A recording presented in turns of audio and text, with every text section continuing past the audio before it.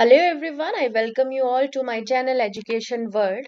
And as we are doing chapter Rise of Nationalism in Europe, so what topic we are going to discuss today?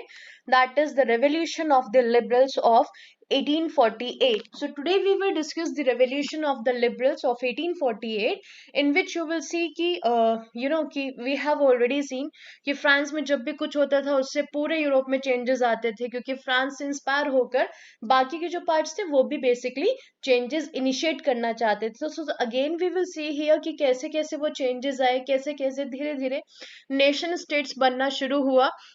और इस revolution ने liberals की 1848 की basically कैसे monarchy system को दोबारा से हिलाया. So that we are going to discuss in this topic. So let's start from here. The first point you will see here, the French monarchy uprooted by a revolt of 1848 and a republic based on universal male suffrage had been proclaimed. So that was done in France. Again France में already एक revolution हो चुकी थी 1789 में, जिसके बाद में monarchy system को खत्म किया गया, नेपोलियन बोनापार्टे आया, लेकिन फिर से दोबारा से कंजर्वेटिव रिजीम आई, that we have already seen. लेकिन अब दोबारा से आप यहाँ पर देखोगे, क्योंकि जो लिबरल्स थे, जो नेशनलिस्ट थे, जो रेवोल्यूशनरीज थे, बेसिकली वो चाहते थे कि जो हमने स्ट्रगल इतना किया फ्रांस को फ्री कराने के लिए, तो दोबारा तो हम मोनार्की हाथों में उसके नहीं जाने देंगे, मोनार्की के हाथों में दोबारा से फ्रांस को नहीं जाने देंगे. लेकिन आज मोनार्की सिस्टम दोबारा से यहाँ पर स्टैब्लिश किया गया. अब दोबारा से उन्होंने प्रयास किया किसका, कि मोनार्की सिस्टम को खत्म किया जाए. तो एक और रिवोल्ट इसके लिए लेड की गई, that was the revolt of 1848. और ये फेब्रवरी रिवोल्ट के नेम से भी आपकी पॉपुलर है, क्योंकि ये फेब्रवरी में स्टार्ट हुई थी revolt. So that you will सी कि फ्रांस में जो मोनार्की थी उसको दोबारा से हटाया गया 1848 के रिवोल्ट के थ्रू. और अगेन दैट हैपेंड कि जब ये रिवोल्ट हुई फ्रांस में, तो उसने फिर से दोबारा से पूरे यूरोप को इम्पैक्ट किया. तो इस रिवोल्ट के बाद हुआ क्या था, that also we have discussed even the previous topics, कि एक रिपब्लिक बेस्ड जो सिस्टम था उसको स्टैब्लिश किया गया, जिसके अंडर जितने भी मेन थे 21 ईयर से अबव, उन सबको यूनिवर्सल मेल सफरेज के थ्रू वोटिंग राइट्स दे दिए गए थे. So it was declared of after the revolt of 1848. उसके बाद में आप देखोगे दूसरे पार्ट्स में भी यूरोप के, जहां पर अभी तक इंडिपेंडेंट स्टेट्स नहीं बने थे. For example you will see here Germany, Poland, Italy and Austro Hungarian empire. So these were the places की जो अभी तक नेशन स्टेट्स आपके नहीं बने थे. लेकिन हाँ, जब इन्होंने फ्रांस को देखा कि अच्छा इन्होंने दोबारा से मोनार्की सिस्टम को खत्म कर दिया है, so again these people initiate the revolts in their area also.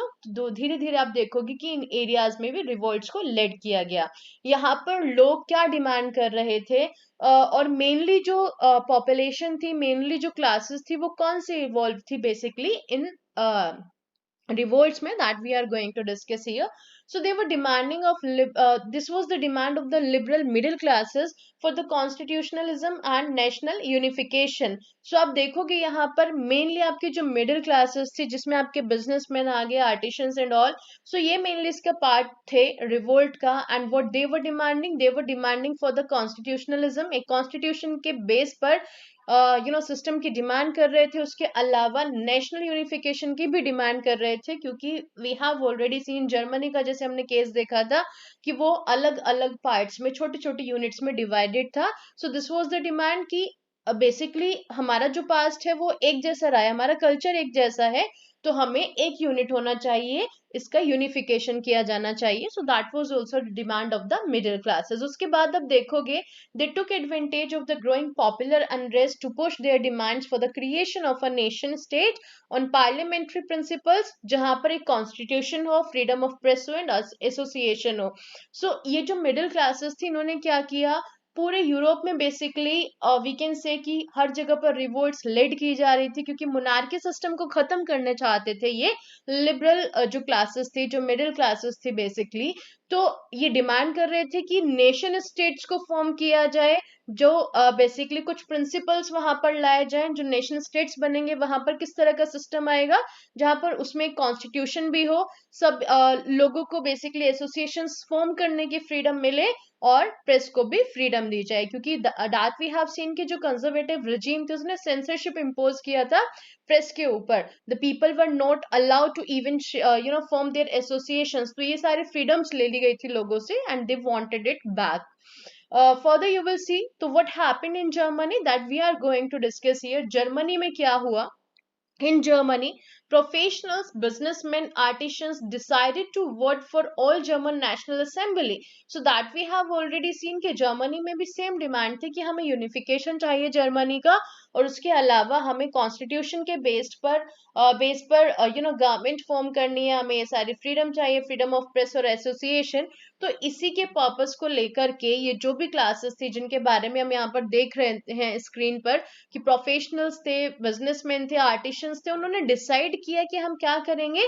सबसे पहले हम एक नेशनल असेंबली बनाएंगे और इसके लिए वोट किया गया. वोट करके फिर नेशनल असेंबली को बनाया गया. सो ऑन 18th में you will C in 1848 around 831 elected representatives they marched in a festive procession to take their place in Frankfurt Parliament, organized in Church of St. Paul, and that was the Frankfurt. Frankfurt एक city का नाम था basically, जहाँ के एक church में जिसका नाम था सेंट पॉल. तो इन्होंने क्या किया, वहां पर गए, जितने भी रिप्रेजेंटेटिव्स थे इलेक्ट होकर के, कितने रिप्रेजेंटेटिव्स थे?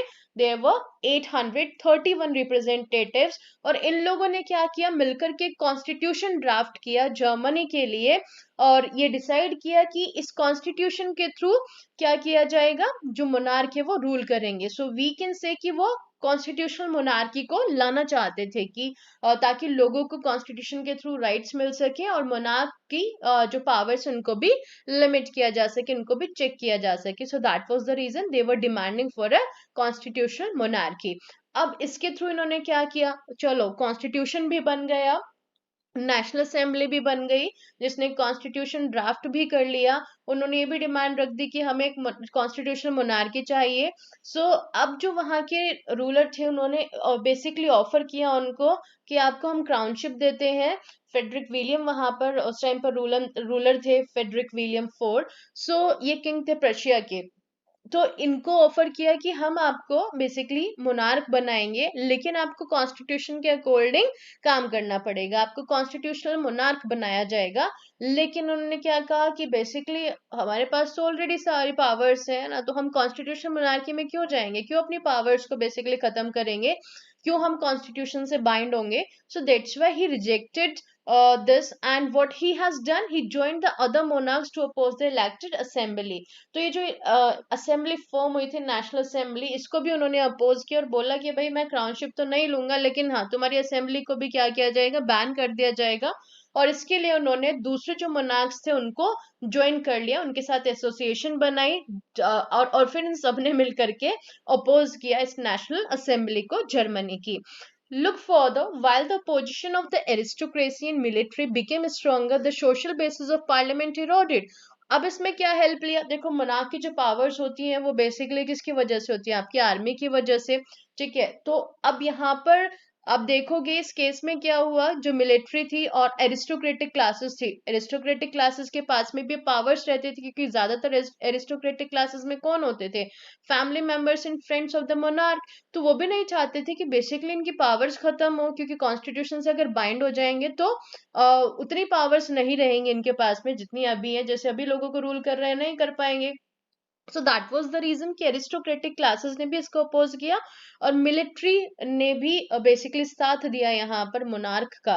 सो दैट वाज द रीजन कि इसकी वजह से जो सोशल बेस था पार्लियामेंट का ये कहीं ना कहीं खत्म हो गया.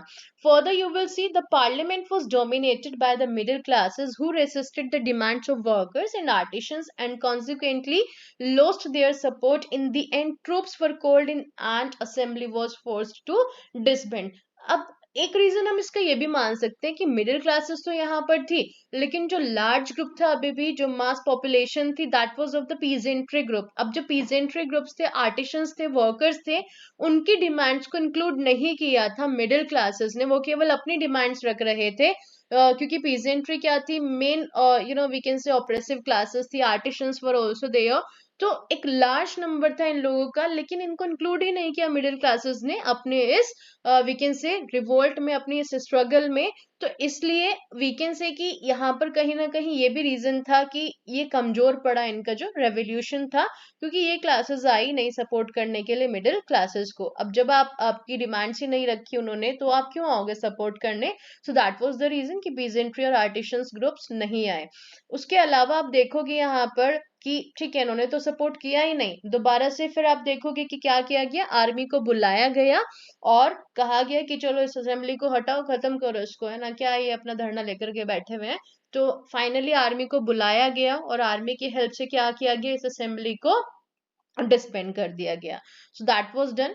फर्दर यू विल सी कि विमेन का क्या केस था। हाँ, ये बहुत इंपॉर्टेंट पार्ट और इंटरेस्टिंग भी है कि विमेन का कहीं भी रोल ही नहीं आया अब तक, कि क्या विमेन पार्ट थे इस रेवोल्यूशन का, उनको उनके साथ क्या चल रहा था, क्या उनको वोटिंग राइट्स मिले थे या नहीं मिले थे, क्या विमेन ने कोई डिमांड्स ही नहीं रखी है अपनी। So let's discuss about the women here, women का क्या इशू था। So look here, women voting rights issue.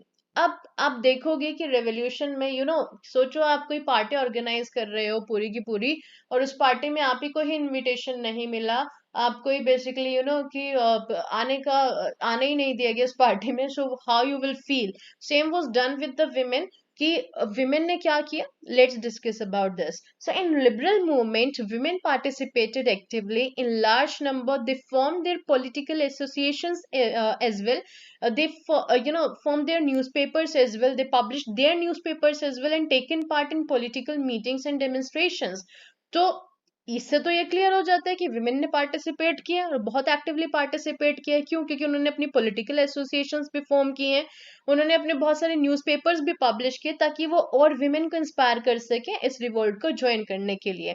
उसके अलावा पब्लिक मीटिंग्स भी हेल्ड की गई ताकि बताया जा सके कि इस रेवोल्यूशन का मोटिव क्या है, और डेमोन्स्ट्रेशंस जो कर रहे थे male basically members in the society, उनमें भी उन्होंने पार्ट लिया। सो दैट वाज थिंग कि अगर पार्ट लिया है तो ऑब्वियसली उनके बारे में भी सोचा जाना चाहिए। Look further, despite their active participation, they were denied suffrage rights during the election of the assembly. अब यहाँ पर आप एक इमेज देख रहे होंगे मेरी स्क्रीन पर, तो आप देखोगे कि ये जो नीचे बेसिकली है, यहाँ पर मेल मेंबर्स बैठे हुए हैं, जो मेन पार्ट है आपका इस असेंबली का, उनके लिए बात हो रही है कि क्या क्या वोटिंग राइट्स उनको दिए जाएं। लेकिन ऊपर आप देखोगे कि बालकनी जो एरिया है, जो गैलरी है बेसिकली, वहां पर विमेन है। तो विमेन वहां पर खड़ी हुई है, इट मीन्स कि they were the part of this assembly. हाँ, they were the part of this assembly, लेकिन उनके बारे में किसी ने बात ही नहीं की, उनके राइट्स के बारे में किसी ने बात ही नहीं की कि विमेन को भी कोई वोटिंग राइट्स चाहिए या उनकी भी कोई डिमांड्स है या नहीं है, उनसे पूछा ही नहीं गया। बस आपका पार्टिसिपेशन मिला मिला, कहानी खत्म। So look here, even after active participation women को कोई भी वोटिंग राइट्स नहीं मिले। जब ये इलेक्शन हुआ असेंबली का, उनकी कोई ओपिनियंस नहीं ली गई, कोई उनको वोटिंग राइट्स नहीं दिए गए कि आप किसको चूज करोगे, कुछ नहीं पूछा गया। So when the Frankfurt Parliament convened in the Church of St. Paul, women were admitted only as observers to stand in the visitors gallery. तो उनको आने तो दिया गया अंदर कि हाँ आप खड़े होकर देखिए हम क्या डिस्कस करते हैं, लेकिन उनको कोई एक तो पार्टिसिपेशन का मौका नहीं मिला और दूसरा उनको वोटिंग राइट्स तो मिले ही नहीं। So that you will see here कि ठीक है, हमने सब कुछ अरेंज किया, हमने भी आप उतना ही मेहनत की जितना आपने की, लेकिन मिला कुछ भी नहीं। सो that was the thing here कि विमेन को कुछ नहीं मिला इस रिवोल्ट के बाद भी, इवन आफ्टर एक्टिव पार्टिसिपेशन। अब ये क्वेश्चन भी आता है, बहुत इंपॉर्टेंट है ये क्वेश्चन, कि क्या ये जो रेवोल्यूशन थी 1848 की वो फेल हुई या फिर वो सक्सेसफुल रेवोल्यूशन थी। तो उसको आप कनेक्ट कर सकते हैं 1857 की रेवोल्यूशन से इंडिया की, कि हाँ पार्ट लिया सबने, बहुत एक्टिवली पार्टिसिपेट किया। एक वी कैन से कि जो नींव थी ब्रिटिश ईस्ट इंडिया कंपनी की यहाँ पर इंडिया में, उसको हिला दिया था 1857 की रेवोल्यूशन ने हमारी, भले ही वो सक्सेसफुल ना हुई हो। So same you will see here कि ये जो रेवोल्यूशन थी 1848 की, वो इतनी ज्यादा सक्सेसफुल तो नहीं हुई, लेकिन इन्होंने ये भी डिक्लेयर कर दिया, ये प्रूव कर दिया, बेसिकली दिखा दिया कि हम दोबारा से मोनार्की सिस्टम को एग्जिस्ट नहीं होने देंगे सोसाइटी में। So that was the good thing about this revolution. So let's discuss that how this happened. So though conservative forces were able to suppress liberal movements in 1848, they couldn't restore the old order. So that we have seen कि troops को बुलाया गया, ये जो revolt इसको suppress कर दिया गया बहुत ही अच्छी तरह से ट्रूप्स की हेल्प से. लेकिन एक चीज और भी थी यहाँ पर कि जो ओल्ड सिस्टम था उसको वो दोबारा से रिस्टोर नहीं कर पाए. Further you will C monarchs were beginning to realize that the cycles of revolution and repression could only be ended by granting concessions to the liberal nationalist revolutionaries, so changes are inevitable. अब देखो पूरी जो history है ना वो एक pattern पर चलती है. सेम इंडिया में भी हुआ क्योंकि 1857 की रेवोल्यूशन थोड़ा काम आने वाली है आपके आगे. That's why I am telling you here and we can connect क्योंकि इंडिया हमारा नेशन है. We are connected to it. आपने ऑलरेडी पढ़ करके आए हुए 8th क्लास में 1857 की रेवोल्यूशन के बारे में. So that's why it will be easy to you easy for you to connect here this incident with the 1857 revolution क्योंकि सेम स्टोरी चल रही है यहाँ पर भी. अब यही हुआ कि जैसे वहां पर ब्रिटिशर्स को रियलाइज हुआ कि भाई अब कुछ ना कुछ तो करना पड़ेगा, इनको कुछ तो राइट्स देने पड़ेंगे, अदरवाइज ये ऐसे ही रोज रिवोल्ट करके बैठ जाएंगे. So same happened here in European parts as well. जो मोनार्क्स थे उनको ये लगने लगा था कि अगर आपने लोगों को कुछ कंसेशंस नहीं दिए, कुछ राइट्स नहीं दिए, कुछ लिबर्टीज नहीं दी, तो ये रेवोल्यूशंस ऐसे ही चलती रहेंगी, आपको ये इतना इजीली तो रूल नहीं करने देंगे. सो दैट्स व्हाई चेंजेस तो लाने पड़ेंगे. चेंजेस आर इनएविटेबल, उनको टाला नहीं जा सकता. और अगर आपको टिकना है लंबे टाइम तक तो आपको इनको कुछ कंसेशंस तो देने ही पड़ेंगे. सो दैट वाज द थिंग जो रियलाइज हुआ किसको, मोनार्क को.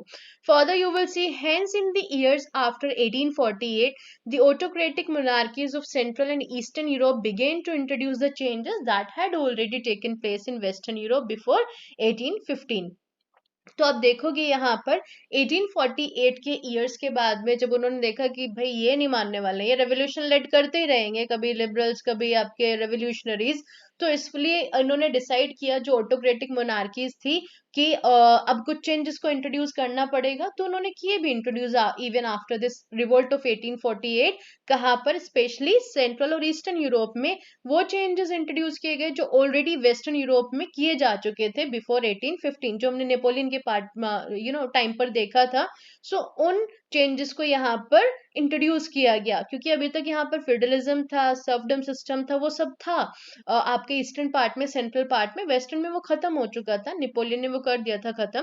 फर्दर यू विल सी, और फिर आपने देखा कि 1815 के बाद भी जब कंजर्वेटिव रिजीम आई तो उन्होंने वो कंटिन्यू रखा था कि ठीक है हमें भी नहीं जरूरत है इसकी सर्फडम सिस्टम की और फ्यूडलिज्म की, हमारी पावर्स बढ़ ही रही हैं, है ना, इसकी वजह इसके ना होने से. So you will see here, so the serfdom and bonded labor were abolished in Habsburg dominions and in Russia. तो अब रशिया में भी और हेब्सबर्ग में भी क्या किया गया, हेब्सबर्ग जो एम्पायर था आपको पता ही है उसके बारे में, वहां पर भी 1848 के बाद में इन चेंजेस को इंट्रोड्यूस कर दिया गया जो वेस्टर्न यूरोप में पहले से ही किए जा चुके थे. क्या क्या किया गया, अब यहाँ पर फ्यूडल सिस्टम को खत्म कर दिया गया, यहाँ पर बॉन्डेड लेबर सिस्टम को खत्म कर दिया गया, सर्फडम को खत्म कर दिया गया. सो that was done in the western eastern part as well, in the central part as well. Further you will see the rulers of Habsburg rulers granted more autonomy to the Hungarians in 1867. उसके बाद में जो हेब्सबर्ग empire के rulers थे उन्होंने और ज्यादा powers दे दी किसको, हंगरी के लोगों को, बेसिकली वहां के जो सिटीजन्स थे. कब, 1867 में, क्योंकि उनको लगा आपको रुकना, आपको टिकना है बेसिकली तो कुछ ना कुछ तो करना पड़ेगा. तो इनकी स्ट्रेटेजीज ये रही कि लोगों को थोड़ी फ्रीडम दो और टिके रहो एक लंबे टाइम तक. सो that was all about the revolution of 1848 by the liberals. I hope कि टॉपिक आपको क्लियर होगा. कुछ डाउट्स है तो आप कमेंट सेक्शन में जाके पूछ सकते हो, और अगर आपको ये वीडियो पसंद आया तो please like the video and subscribe my channel ताकि आपको और वीडियोस मिलती रहे ऐसे ही इजी एक्सप्लेनेशन के साथ सारे टॉपिक्स की. So thank you very much, मिलते हैं नेक्स्ट क्लास में. Have a nice day.